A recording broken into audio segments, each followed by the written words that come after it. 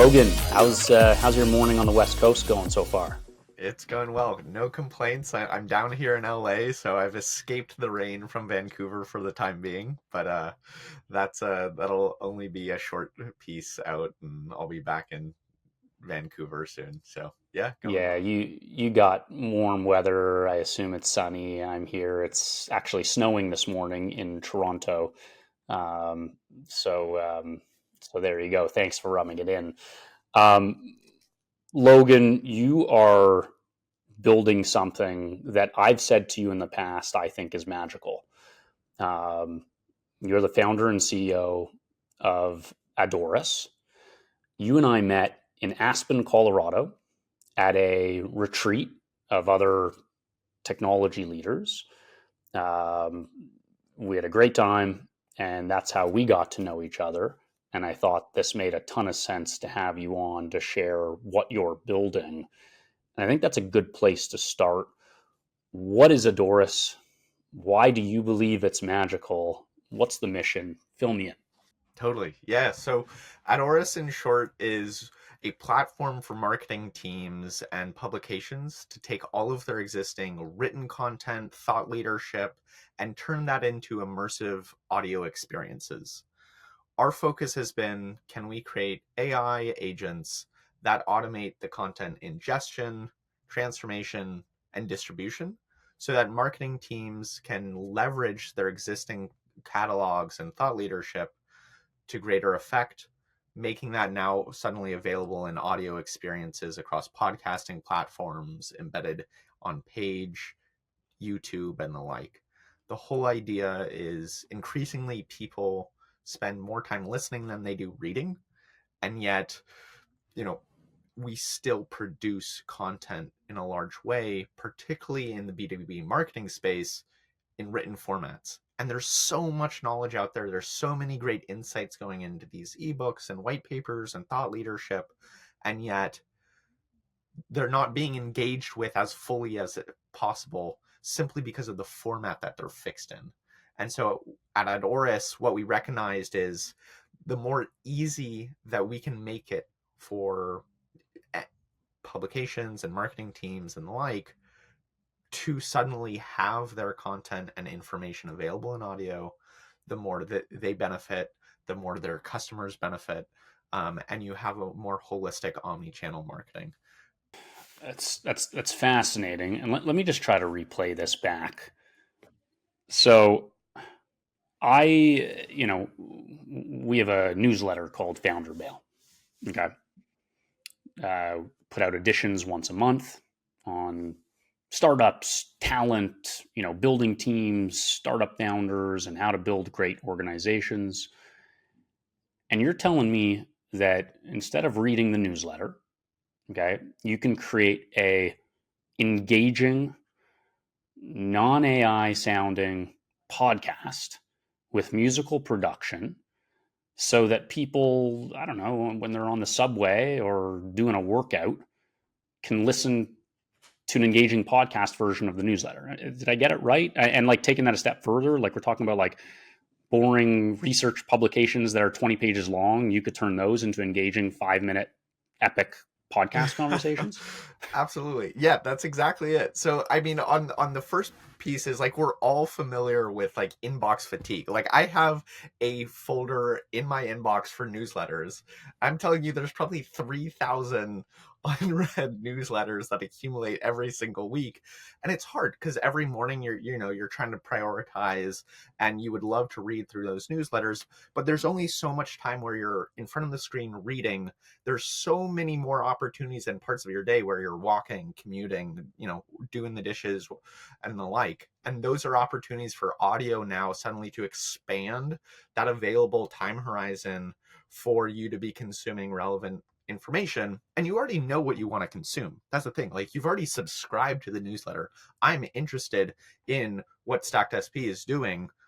It's just how does the fit format like work more seamlessly with my day?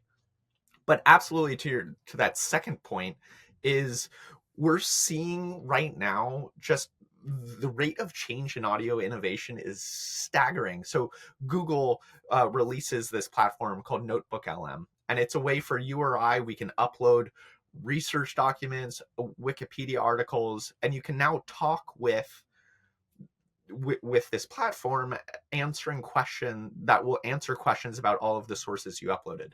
But they have this feature called deep dive that essentially, creates a standard like two-person conversation podcast on that material. And so with Adauris, the way that we think about ourselves is we provide all of the additional like branding and tooling and pieces that so that you're not creating a generic podcast or piece of audio, but it's tailored to you. The hosts are ones that are persistent for all of Stacked SP's, podcasts. I mean, we can do voice cloning. Like, it's not just like a regurgitation of what is written into audio form. It's taking that context and turning it into a conversation that sounds natural and is fun with unique voices. totally. Well, and so that's the thing, is like there's this concept in audio production called like voice of God. Like the voice of God reading or voiceover of a a newsletter would be just if I alone were to read it aloud word for word verbatim. The way that we actually remember conversations, and in particular audio, the salience of the information is much higher when there's a conversation, when it's you and I speaking and going back and forth and riffing off one another on the same information. It's going to be much more memorable for the audience, and they're going to have a lot more takeaways than if it was just I to read through. And so that's always been our focus, is can we take all of these insights that have been accumulated from decades and years of like audio producers really honing their craft and understanding what creates the best audio, and trying to bring some of those opportunities and tactics and make them available for one, content that would otherwise not be made into audio or video, and to folks who otherwise couldn't afford a production studio. And so our vision is really, information at large on the internet is going to be available in any format, medium, like video, written, audio. And you and I, as consumers, will no longer have to limit ourselves in terms of how we engage with information. If I try to extrapolate this out and I put myself in your shoes, you can go to marketing teams of organizations who have blog posts, who have they might even have audio podcasts, but you want to summarize into a 5-minute version. They might have marketing posts that engage really well, and you could create a 3-minute, engaging, conversation on a post. You could go to news sites, and instead of people needing to deliberately be in front of a screen, slogging their way through on their phone or on their computer, you now could go to whatever, however you ingest your news. And I would just want a 3-minute podcast version on this. Like, like, what does that? So I can, like you said, like the efficiencies here, I can do it while I'm doing the dishes, while I'm changing my daughter's diaper, or like, I'm working out. I mean, big unlock. Totally. And this is what I think, like, marketing teams understand this and want to have been trying to figure out how to create more multimedia content. The issue is that, that's not always the area that they've developed an expertise in. They're really good at crafting and creating narrative, like thought leadership, and, generating these reports and, insightful pieces on, for ramp for example, will collate, here's the insights into software spend across their user base, and provide this amazing report. They're really good at doing that. What we found is they have an eye towards how can we repurpose and make this available across channels, just to maximize the effort that they've already put in. And that's where we have made our focus point, is how can we make that as easy as possible, so that you, can focus on what you're continually, you're really good at and continue to do a great job. And we can, be that workflow for as soon as you hit publish, we're taking that piece of content, generating it into meaningful audio, and then distributing it in various formats across, your pre-selected spaces, be it Spotify or Apple or YouTube or the like, right? So absolutely, I think, it's a big unlock for marketing teams. There's a thought leader in the space called Ross Simmons. He's a Canadian as well, and there's the agency's Foundation Marketing, and he's a big proponent of repurposing. Like, the job doesn't stop when you hit publish. You have to be active in making sure that your message is matching where your audience lives and where they spend time.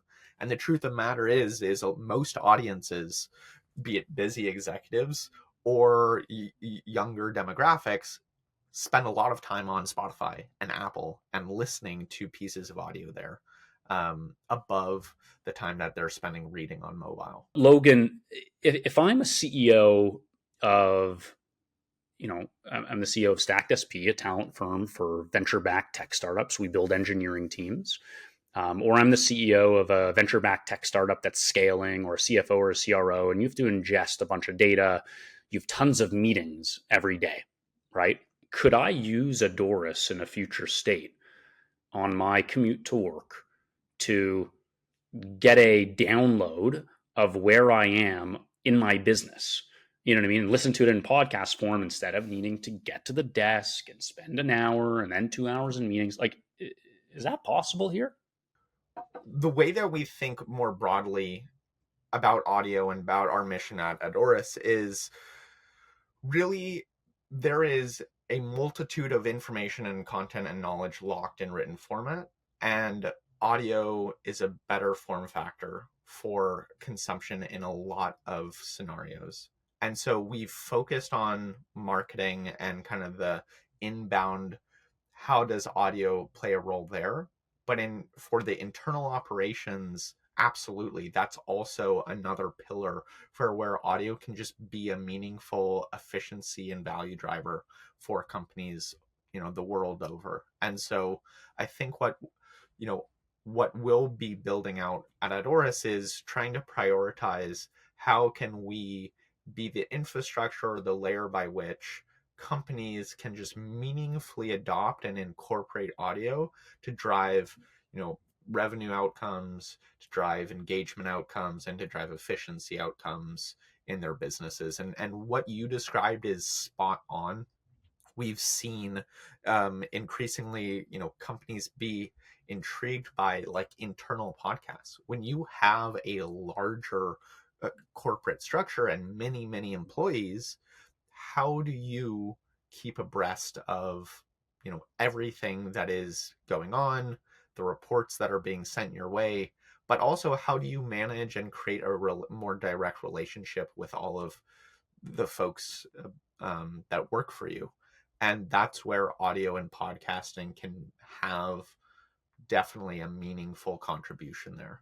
Right now, you guys are building a business, and rightfully there's a lot of great value you can add to marketing teams, but the massive potential and vision here, you refer to it as like an infrastructure layer.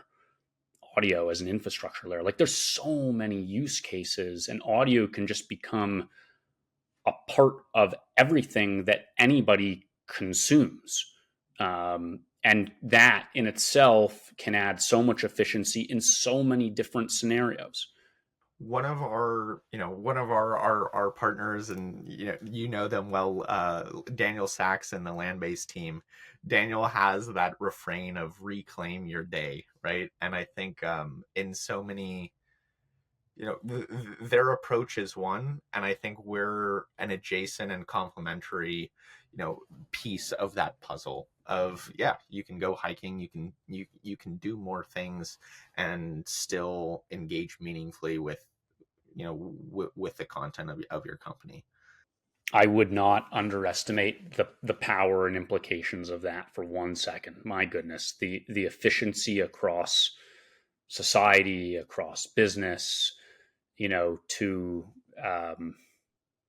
yeah, I mean, incredible. And I'm so excited about what you guys are building. And Logan, I think just to hammer home the magical component to this, I'm going to play a short clip of an Adauris podcast of a founder mail edition for the audience. Okay. Amazing. All right, here we go.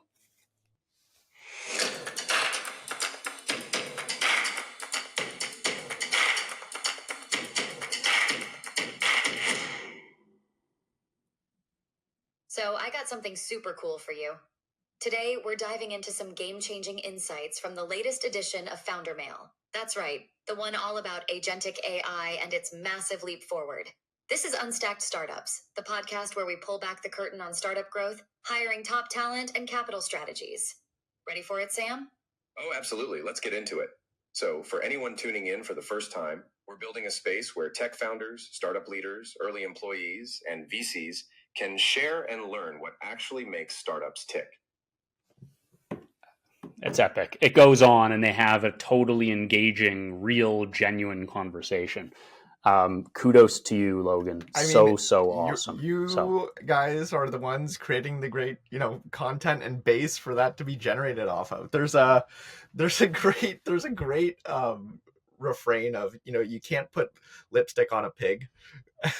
Like, you have to have a strong base. And if you have that quality and you have valuable information, the repurposing can add so much value. And so for every newsletter like Unstacked and Founder Mail, right, like there are gems in there, and it's just about how can we make it as easy as possible to bring in audio. So yeah, you gotta build great lipstick, and I guess that's what you guys are doing. Exactly. So well, it's easy when it's it's a beautiful pig.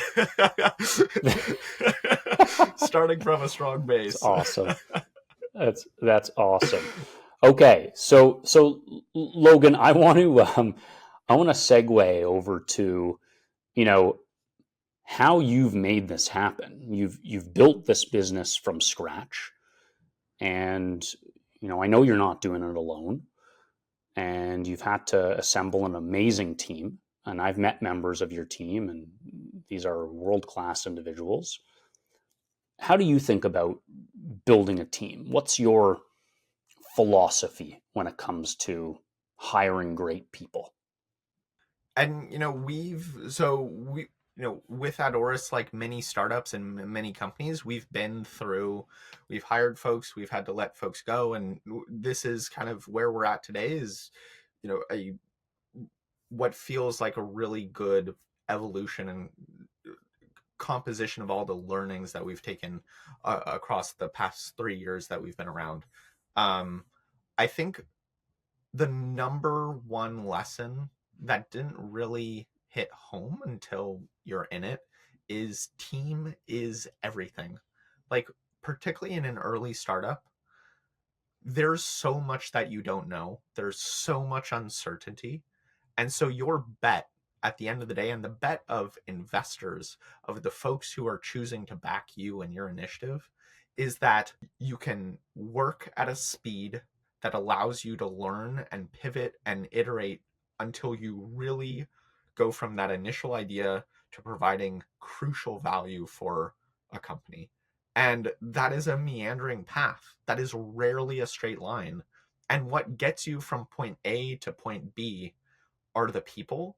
And so building, one, a high trust environment, two, like high integrity, where you have everyone is able to maintain the quality that you need to create delightful and amazing experiences for your customers. And then two is, the truth is, in a small company, you don't have a lot of opportunity for handholding. And so you need people who have been there, done that before, or their rate of learning is faster than the rate of your company growth.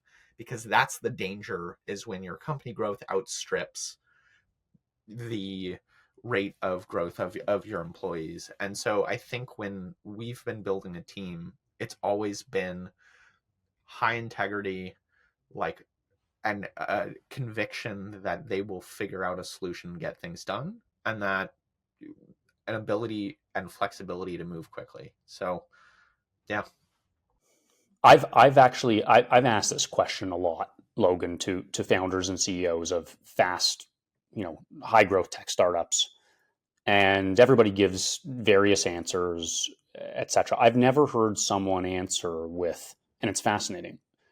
You're looking for people who have a quicker rate of learning than the rate of company growth. And I mean, it makes total sense. You need people that are going to push the company forward, that are constantly going to unlearn and learn. The only thing that you're trying to do as a startup in the early days is reach escape velocity. So any drag, it becomes like a critical mission threatening thing. And so I think like there is no piece that's more important or more relevant than the early team. And I made the mistake in the early days, when we a little while ago when we first raised our round and we were flush with capital, I over raised by a headcount or two, and thinking that that would really be the accelerant, we'd be able to get work done. But you realize that for every additional individual added in, that's more communication lanes, that's more delegation, like the overhead grows. And it's really hard in the early days when you're just trying to iterate and experiment and move quickly. That nimbleness of one being all in person, small teams, minimizing information loss between people is so critical. So yeah. That's another important thing you said there, especially in the early days. As the team gets bigger, it can become more difficult to act nimbly and quickly and with agility. And, so each of those individuals at the beginning need to be unreal. There's no other way to put it. And I think like the what I've learned is you can't compromise on talent in the early days. Like there's no this is good enough for now, because of the inertia. And then too, exactly what you were just speaking to is like there is an overhead cost and so you're making a bet every time you bring on someone that their insights and the value add will outweigh the overhead that's accumulating. And you want to just stay that off as long as possible. Me and you were on this retreat. I think we were. I don't know if it was over dinner that you said this, or we were fly fishing in the pond on the property. Literally, we were fly fishing in a man-made pond. We didn't catch a fish. The fish were safe for everyone. The fish were okay. We had a great time. It was freezing. Never caught a fish. I think you said to me, if it's not a hell yeah, it's a hell no. Yeah, totally. And I think this is something that particularly like, as a first time founder, like I struggled with, and many early and startup founders do, is that like societally we have this tendency to want to be liked and want to be friendly and like others. And the issue is that what we're primed to is to have our default assumptions of people be like they're good and they're strong, and that's fantastic, and that creates a lot of lubricant in the day-to-day social interactions. The issue is that when you're deploying venture investment, when you're building a business, that can create a blind spot, and you have to really try and start from it's a no until the proof points, until the value pushes the needle to a hell yes. And I think nowhere is that more important than on the team, because if you get the team right, they're the ones who are going to take that same mentality and that same frankness and intellectual honesty into all of their tasks. So, Logan, you talked a little bit about some of your learnings as first time founder and CEO as it pertains to hiring. When you reflect back on your experience building Adauris, are there important traits you've observed in other founder CEOs or yourself that you think are important, to a successful startup founder? So Adauris we're a part of this organization called C100. They're a fantastic group, essentially cultivating top Canadian ventures and making sure they have the network and affiliations down in the Bay Area. And recently we were in San Francisco as part of this program, and I was struck with all of the CEOs and founders of the other 20 odd companies that we were with. They're all raising larger Series A. They're hitting escape velocity.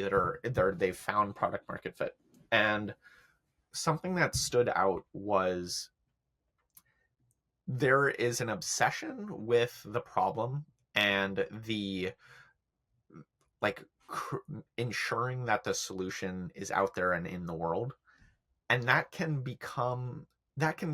sometimes come with a necessary level of abrasiveness or of like willingness to do the hard things, of like give people the real the tough feedback that they're not hitting the bar, that they're that things need to go faster. And what I really was imbued with is it is the CEO's job, it is the founder's job to every single day instill the sense of urgency. Like, it is so easy to become placated and think day to day and get used to the regularity of daily work. But you have to, as a leader, ensure that you're coming in and constantly reinforcing the sense of things need to happen faster, like there is an opportunity cost, and the rate of learning needs to be higher. And that can come with a lot of friction, but I do think that that is a trait that I've seen time and time again from CEOs that have pushed past these first stages of early startup development. The other piece is like get used to being uncomfortable. Like, do things that push you beyond your comfort level so that you're able to have the difficult conversations. And for myself, like some of the things I've tried to do with friends and family in particular is like do things that just challenge you so much that it causes a frame shift.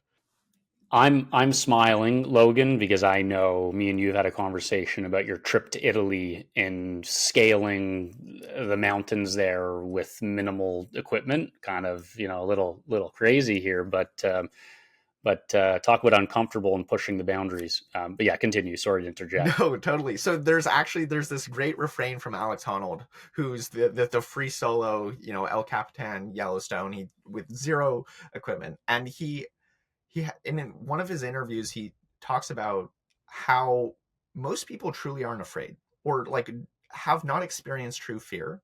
And the effect of having gone through an experience like that is that it reframes what's important. And for him, he gives the example of being in an airport and seeing people very stressed and freak out about delays and whatnot, and he's able and believes that like he's pushed his experience to such extremes that these kinds of like issues or tensions don't really cause him to be 10-minute delay on a flight, he's kind of like it doesn't really matter in the big picture. And I think that like it's so easy as founders and as anyone starting a business, small business, startup or otherwise, to get obsessed and in the weeds and like lose the perspective of like in the big picture, will this uncomfortable conversation really matter in 5 weeks, in 5 years, in 5 decades? Like the answer is most of the time no. And I think that that is like something that you have to really try and reset and like really reorient yourself around periodically. So that's been something that I've been trying to do. And hiking the Dolomites was definitely one of those experiences. But that's awesome. Getting uncomfortable, or the bravery to be uncomfortable and to instill urgency in your team. It reminds me, I in one of our newsletter editions, we asked Gary Tan of Y Combinator. We asked him, "Hey, what's your thought? What's the number one trait of a founder and CEO of a startup?" And you've seen tons. We said to him, and he said to us, he said, though I actually never heard of the word before. He said in his opinion, the most important trait is formidableness. I asked him, I was like, what does that mean? And he said, it's the ability to bend reality to have an effect on the world around us. Yeah. So, and Logan, maybe a question for you, advice to others who might be thinking about, building or solving a problem or starting a company. What advice would you have for someone out there who's thinking about that? What comes to mind? What would you want to say to them? I think that the enormity of the idea of the business idea you have can be crushing, particularly when you haven't started. But when you're able to just get started and in some small way take the first step, your scope of vision narrows and you're able to focus on like the tactical, like little problems that you can solve that get you, from point A to point B, and start to understand the problem space and develop a more informed perspective on your idea. And so I think like Mark Zuckerberg actually had this. He said that like more businesses like need to start as side hustles, need to start as like side projects. Like in the era, and this was a few years ago, in the overabundance of available capital, everyone became fixated on with a napkin sketch, go straight to VC, raise VC, and then build the business.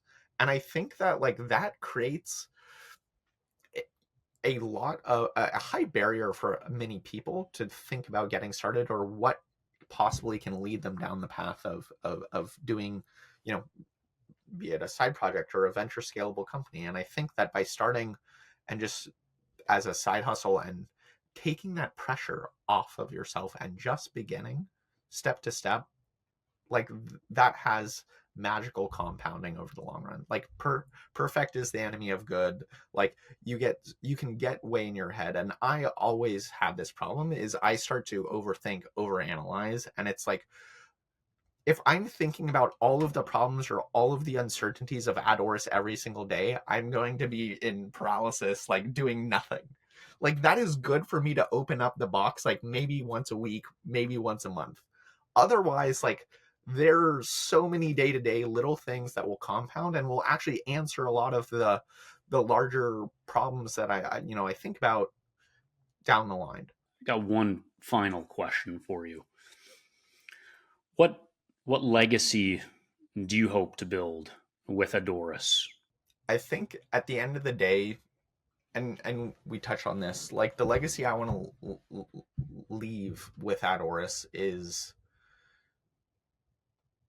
like information is no longer constrained by the medium of its origin. Like if it started out in as a report, it's available in video, in audio. And I think just like that is an unlock for how we interact with the world and all of the cumulative knowledge that's been built, to date over the many, many decades and centuries. And I think that if we can, similar to how Stripe's mandate is increasing the world's GDP, if we can improve access to information and make the engagement, like meaningful engagement with the world's knowledge, that much easier, I think you have better purchasing decisions, you have better, operational decisions, you have like the cascade effect is so net positive. And so that for me is the motivation. You got someone here who's rooting for you big time. So this was awesome, Logan. So appreciate having you on, and I'm excited about what you guys are doing and what you guys are going to do. So Ilan, good luck. Thank you so much, and really appreciate you having me on the podcast here today.